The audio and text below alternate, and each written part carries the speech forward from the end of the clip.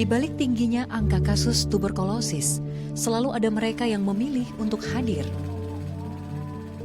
Jatminah, seorang kader JKN sekaligus kader TBC, dengan penuh kepedulian, ia mengedukasi masyarakat tentang program JKN sekaligus mendampingi warga agar berani memeriksakan diri. Iya, saya biasanya kalau menemukan kasus baru atau terduga indeks kasus baru dari pasien TBC, biasanya saya memberikan edukasi supaya warga tersebut memeriksakan dahak atau TCM ke puskesmas. Setelah mendapatkan pengobatan, biasanya kami memantau pengobatan tersebut setiap harinya pada pasien TBC. Kenapa kami pantau? Karena takutnya warga tersebut tidak menelan minum obat. Keraguan Rosmiati perlahan luruh berkat edukasi dan pendampingan kader. Ibu rumah tangga berusia 44 tahun itu akhirnya memberanikan diri memeriksakan kondisi kesehatannya. Keputusan itu menjadi titik awal perjalanannya sembuh dari TBC. Dari bulan April saya gejala batuk berturut-turut. Saya berobat ke puskesmas. Nah dari situ saya udah ngerasa badan saya sudah nggak enak. Akhirnya dari pihak puskesmas juga dianjurkan saya ke puskesmas Kayu Putih untuk penelitian lebih lanjut. Untuk tes darah. Langsung dibawa ke Rumah Sakit Harapan Jakarta buat di ronsen. Ternyata saya kena TB. Kadang warga kalau tidak diedukasi, tidak diberikan pemahaman gejala TBC itu juga marah. Makanya bagaimana kader punya peran mengedukasi terduga TBC itu dengan bahasa yang tidak menyinggung perasaan warga tersebut supaya mau diperiksakan. Ya, silakan. Ada, dia melalui WA selalu mengontrol saya ke puskesmas, langsung kader WA saya untuk menindaklanjuti TB saya gimana prosesnya.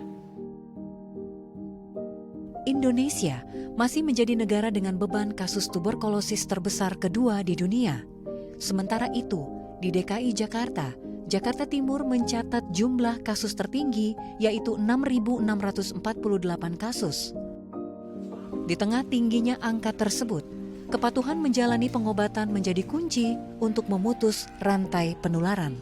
Karena pengobatan TBC ini lama, paling cepat itu 6 bulan. Kalau yang pengobatan yang dengan sensitif obat, artinya dia tidak kena resisten, dia 6 bulan, itu udah pasti. Ketika dia mulai tidak mau minum obat atau dia mulai jenuh, mulai bosan, nah di situ mungkin pendamping untuk memberikan support ke pasien tersebut supaya dia bisa tuntas minum obatnya. Pengobatan TBC membutuhkan waktu berbulan-bulan. Karena itu, pasien memerlukan pendampingan dan kemudahan mengakses layanan kesehatan. Melalui program JKN, BPJS Kesehatan menghadirkan kader JKN yang menjadi penghubung antara masyarakat dan fasilitas kesehatan. Sinergi inilah yang memperkuat upaya memutus rantai penularan tuberkulosis. Keberhasilan penanganan TBC ini membutuhkan sinergi antara pemerintah, fasilitas kesehatan, BPJS Kesehatan, kader kesehatan, organisasi masyarakat, komunitas peduli TBC, dan yang paling penting sebenarnya masyarakat itu sendiri. Kader JKN dalam melakukan tugas dan fungsinya selain mengedukasi, membantu masyarakat dalam hal hak dan kewajibannya, dalam hal juga untuk mendapatkan misalnya membantu rujukannya seperti apa sih, dalam hal akses ke fasilitas kesehatan seperti apa, juga hal-hal lain yang di luar itu.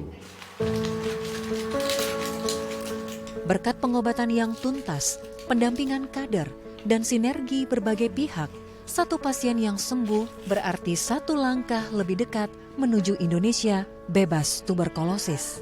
Udah nggak batuk, kita pas sudah minum obat dari obat TB merah itu, udah nggak batuk. Pesan saya kepada pasien pastinya minum obat secara teratur selama 6 bulan, ikutin anjuran dokter, pola hidup sehat dan bersih,